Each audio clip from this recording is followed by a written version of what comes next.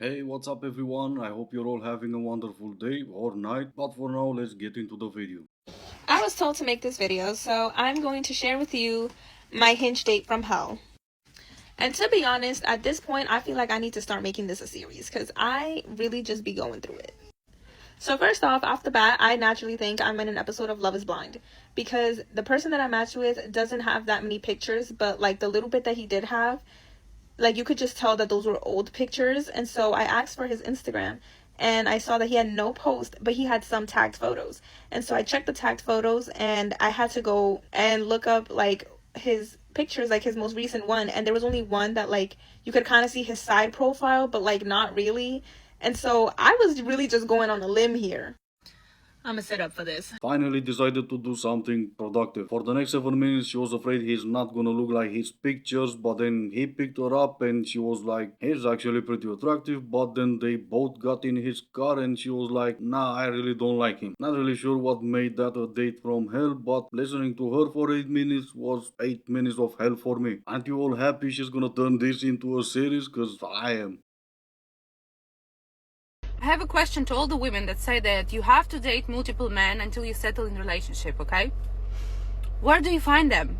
Where do you find minimum 3 men that you can date at the same time? Is there a link or something? Can you send it to me? Because I barely can find one. I barely can find one, and usually it gets so shit that you start realize that I need a backup. I actually need a backup. Otherwise, I'm just gonna start dating women. Like, I'm done. Ah, no. Another woman no man wants is gonna take herself off the market. Please don't or whatever. No, but since I'm here to support women in their endeavors and since I know that, of course, all men are trash, I wish you best of luck. Men are the problem. Men. Men leave. Are men trash? Men or a bear. It's because a man done did something. Men of TikTok, can I ask you a very, very quick question? Me and my friend are thinking about running in-person dating events, so essentially get the guys and girls together instead of using things like Hinge and Bumble. Because it really feels like the mood in the dating scene is that those apps are just a bit crap and no one really wants to use them anymore. The only problem is when we're looking at other speed dating events and like matching events, what we're seeing is that there's lots of girls signing up. So maybe if there's 15 spaces for women, 15 spaces for men, all of the women's spots are filled. And we also don't have a problem. We know loads of intelligent, clever, funny, beautiful women, so we can fill all of those spaces. But it seems like men don't really want to go to them. So what is it that's putting you off? Is it the format, because lots of them are speed dating and it's a bit awkward, like moving between tables, meeting that many women? Is it that you can't find a friend to go to, can't find a friend to go with? Is it that it's proximity and there's just never any that are sort of like near you and there's not enough events? What is it, and what would you like to see if you're doing in-person dating? Because we will do whatever it takes to get you there, but we just need to know like what the vibe is and what you kind of need from us. And if it's none of those things and you just hate in-person events and dating, then tell us that as well, I guess. Why don't men go to speed dating events or singles events? Why would they? It would be the same men you said no 1,000 times on dating apps. Why would they go to a speed dating event to see how many times you can say no to them in 60 seconds? The bigger question for me is why do women keep going to these speed dating events? Among those men you already said no 1,000 times on a dating app, there will be some of the men who already told you no 1,000 times on a dating app. And of course, most of these events cost money for you to get in. So why would you pay money to be told no? Do men not realize that when, like, non-men say, ugh, terrible, men are the worst, that's a test. That's a test that they are giving you. And you can fail or you can pass. Failing is when a guy gets defensive and he goes, ugh, not all men. Well, I'm not like that. I'm not like that. I'm not like that. Really? Because you're getting mad at a woman for expressing her opinion. So maybe you are like that. Okay, so the 4 or 5 ladies watching my videos for some weird reason, shed some light on this mystery. Why would I ever take you seriously? And yes, of course, I know I'm being an a-hole, but non-men, seriously? Go back in time to the first wave of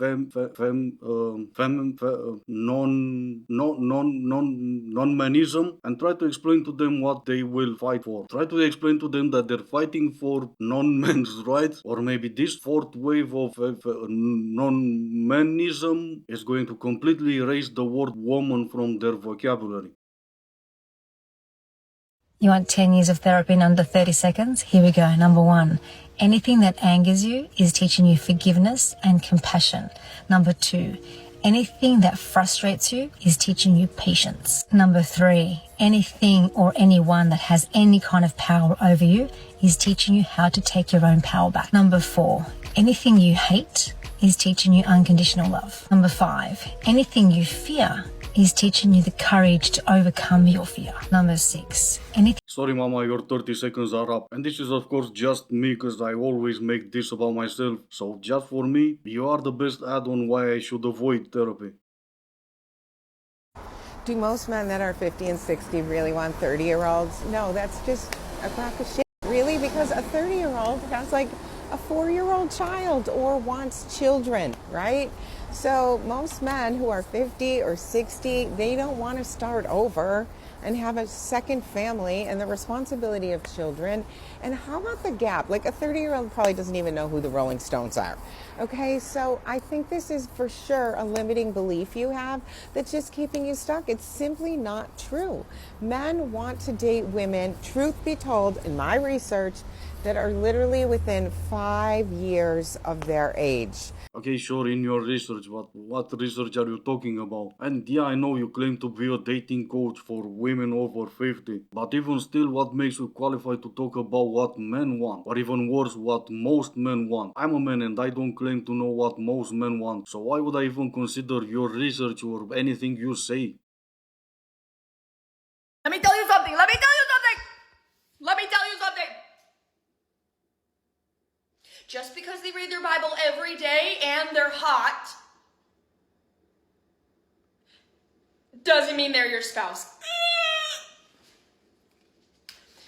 Just because they read their literal freaking Bible and they're hot doesn't mean it's your husband. Well, kind of, yeah, just because they work the street corner doesn't mean they're gonna do me for free. Maybe try to stop yelling for a second and think this through. Just because they're reading the Bible and they're hot doesn't mean you're what they're looking for. I caught my ex-boyfriend while I was in college cheating on me, and I did do it through technology, but probably not how y'all are catching people today. Let's talk about it. Yeah, life sucks and then it's over. It's been 40 years, let it go already. There is a debate raging on Twitter between men and women, and it is one that I am eager to enter because I have a hypothesis. So it all started with this girl named Madison, who has since gone in private, posted this tweet that says, this man on the subway was repeatedly harassing a woman, being disgusting, invading her space, etc. Tell me why me and other women around tried to intervene and tell him off, but all the young fit guys around just stood silent and looked at the ground. Pick me, pick me. I responded to her with my hypothesis, which is that women are actually the true and natural protectors in society.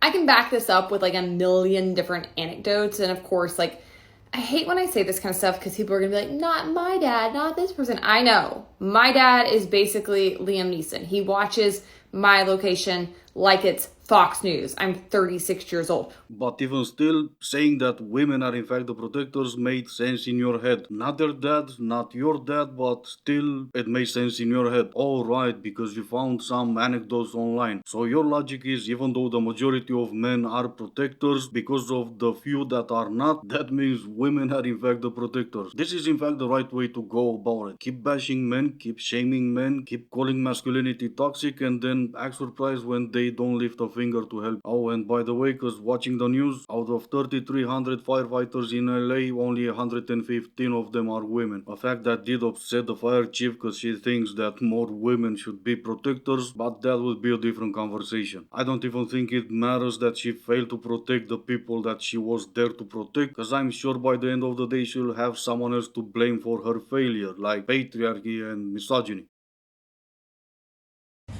Hello, can you hear me? I'm here.